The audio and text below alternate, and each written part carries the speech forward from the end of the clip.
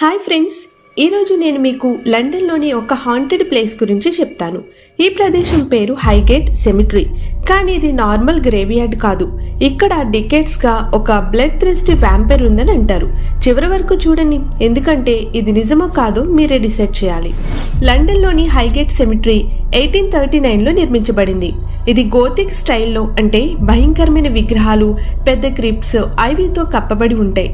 ఇక్కడ వేలాది మందిని సమాధి చేశారు.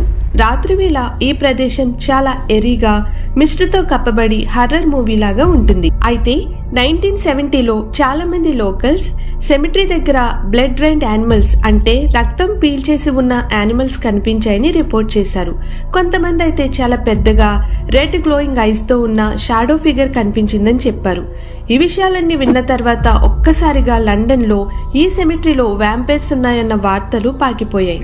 ఆ కాలంలో 2 paranormal researcher, Sean Manchester and David Farrant, ఈ వ్యాంపైర్ ని డిస్ట్రాయ్ చేయాలని ట్రై చేశారు. ఒక స్టేజ్ లో వీరిద్దరూ లైవ్ టీవీలో కూడా డిబేట్ చేశారు. వారు సెమిటరీలో రాత్రులు రిచువల్స్ చేశారట, సమాధిని తవ్వి చూశారట.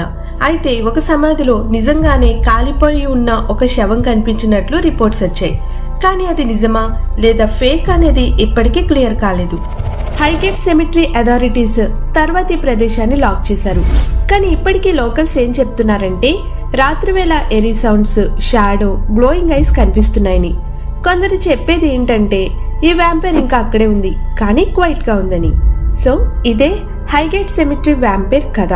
ఇది నిజంగానే అన్డెడ్ క్రియేచరా, లేక మాస్ హిస్టీరియా, లేదా రూమర్సా? మీరేమనుకుంటున్నారో కామెంట్స్ లో చెప్పండి.